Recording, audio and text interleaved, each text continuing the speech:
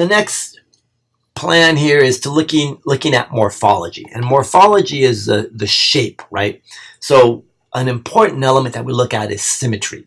So some organisms have no symmetry, like these encrusting sponges. There could be a radial symmetry, which is like a jellyfish. And so what it means by that is if I can cut this in half, I have two mirror halves. If I cut it in half this way, I still have those two mirror halves. So the symmetry is all about the mirror halves, right? Now, for bilateral symmetry, you can only slice it in one direction, right? And then you have the mirror halves. So you wouldn't have it if you slice it this way. So, for example, humans, we have the bilateral symmetry. Fish, chordates, bilateral symmetry. An unusual symmetry is this five-fold radial symmetry. And for example, here is a sand dollar, right? So the sand dollar, if you see the 1, 2, 3, 4, 5, right? Five-fold radial symmetry. So it's common to these echinoderms. Remember, the echinoderms means spiny skin, right? Your dermis, spiny skin. So sea stars or sea urchins are another good example of an echinoderm. Then what are some important phyla? So one is Porifera. These are sponges, pore bearing, right? And so here I have a fossil sponge, right? You can see the pores in here from this fossil sponge. So here's a fossil sponge dating back to the Paleozoic era. There's an important group here called these Archaeocyathids. Archaeocyathids are related to sponges, although they produce some calcium carbonate, right? So they make limestone as well, calcite. But archaeocyathids are important because they're from the Cambrian period. So here's an archaeocyathid right here. And they're important in that they're built reefs. And so from a reef, you have a community. Other organisms start taking hold there and building on that reef. So archaeocyathids are important in that they were the first community builders in the early Paleozoic. So these date to about 540 million years old. The next group are these Cnidarians. And Cnidarians, what they share in common is that they have the soft body, and they also have those stinging cells. Yeah, the stinging cells are called the cnidoblasts, right? So like a jellyfish will sting you, right? And so you're either going to have a medusa, which is kind of the free-floating jellyfish type, or you're going to have the polyp, like the coral or the sea anemone, right? And so when we look at classes, Scyphozoa is a class for the jellyfishes, whereas the class Anthozoa are for the polyps, the corals, and the sea anemones.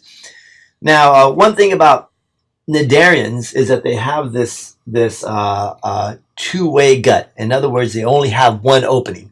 Whatever goes in their mouth, all the waste has to come out that same opening, right? So here I have a Paleozoic horn coral. These horn corals went extinct by the end of the Paleozoic, so they're very common to rocks older than about 248, 250 million years old. So again, this makes a pretty good index fossil for the Paleozoic. Now, when we're looking at the next phylum, which is Arthropoda, so basically armored foot, so they all share that body plan of the exoskeleton. And so there's arachnids, insects, and crustaceans, right? Those are some important groups. I have a little arthropod here. This is called a rock louse. I picked it up down off of Point Lobos in Monterey, but you can see it has a bilateral symmetry exoskeleton, right? And so there's some little legs on it there. Are these trilobites, and these trilobites date back to the Paleozoic. They went extinct at the end of the Paleozoic, but most of them lived in the early Paleozoic. In fact, this guy here lived around 520 million years old, right? And so they're called trilobites because they have three lobes. They have the cephalon, the thorax, and the pygidium, right? And so basically the shape of the trilobite is distinctive as to its timing of when it lived, right? So here's a nice little trilobite right here. Then the next phylum is this phylum Mollusca, and these share the head, foot, body plan. And there's several important classes. There's bivalvia, which are the clams, right? So the key thing about the clams is that they're going to have a symmetry that goes between the shells, right? So the symmetry will go between the two shell halves. So you should produce two equal shell halves, right? So that's where the symmetry goes on the bivalves, right? And it's called bivalve because there's two shells, the bivalvia. And it's important because these are very similar to another species, but they have a different symmetry. So we'll put this guy aside here. Then the next class is Gastropoda.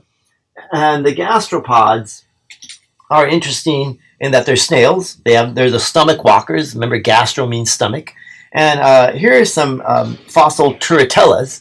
And this is actually from Mount Diablo Strait Park over here in the East Bay. And they date back to about 50 million years old, shortly after the mass extinction that occurred at the end of the Mesozoic that killed off the dinosaurs. In fact, at Mount Diablo State Park, you could actually walk to the boundary between the Cretaceous period and the Paleogene period, the beginning of the Cenozoic. And that's the mass extinction event. So it's actually exposed here in the Bay Area. But here's some turritella fossils. And you can see some of the snail structures right in here, right? Then as we keep going here, cephalopods. So their head is attached to, so remember, cephalon is your head and pod is your foot. So they have their head attached to their feet. And that's the octopus, right? Octopus, squids. But important fossils are the nautiloids, right? And here I have some nautiloids. These are gononitic nautiloids. And the nautiloids, toward the end of the Paleozoic and into the Mesozoic, they have these distinctive patterns on their shells. And the shape of the patterns basically is information as to when the species lived in time. The more complex the pattern or the sutures are, the younger, the more recent the ammonoid. These ammonoids went extinct at the end of the Cretaceous, so they died off along with the dinosaurs in the Mesozoic. Now here is a PowerPoint image showing some of the changes in these cephalopods, where we're looking at nautiloids, which really have a long history from the Cambrian to present, and I'll show you one of these in a moment. But then as we look at the ammonoids, which went extinct at the end of the Cretaceous period here, end of the Mesozoic era, we see that they go from a gononitic structure, like I showed you just now with the sutures here, so Devonian to Permian, so this is the latter half of the Paleozoic era. Then the ceratidic is in the late Permian to the Triassic. Now we're going into the early parts of the Mesozoic. You can see the sutures a little bit more complicated. And finally, the ammonitic, the sutures are very complicated, and they really lived in the Jurassic and Cretaceous at the end of the Mesozoic era. And then I actually have a modern cephalopod here, and this is a chamber nautilus. They're in the South Pacific. But one thing, this nautiloid, they live in these different chambers, right? And so just to show you a modern example. Now, the next organism I have down here is the Brachiopod. And so these are the lamp shells. There's still some of these around, but they're Brachiopods. They were really common to Paleozoic era. So often when you look at rocks with brachiopod fossils, you're often looking at rocks that are older than 250 million years from the Paleozoic era. And so they have two shells, similar to the clams, right? They're going to be similar to these clams, but the difference being in that the brachiopod, here I have a brachiopod, instead of having the symmetry between the two shells, the brachiopods will have the symmetry that goes across the two shells, right? Perpendicular. And so in this case, this brachiopod will not have symmetry going between the shells, right? Because you can see it's different on the top than it is in the bottom. You can only slice it this way. So they're going to have a bilateral symmetry that goes between the shells. So that's how we determine the difference between the brachiopods and the pelecypods, or the bivalves. Now, another thing that's important about these brachiopods is clams do something called filter feeding. They have siphons that they filter water into their gut, filter out the plankton into their gills, really filter the plankton out and then expel the water.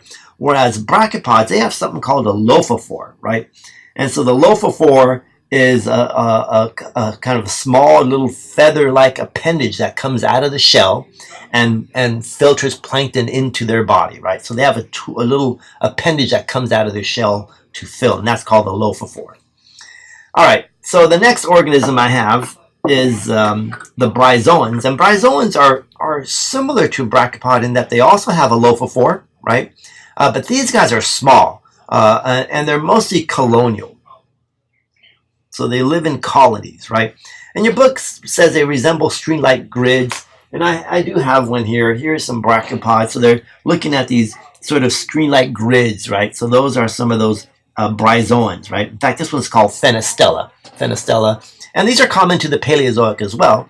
But you can see that these bryozoans do come in a variety of fashions. Here is one that looks almost like coral, but it's another variety of bryozoans. So there's different species that lived.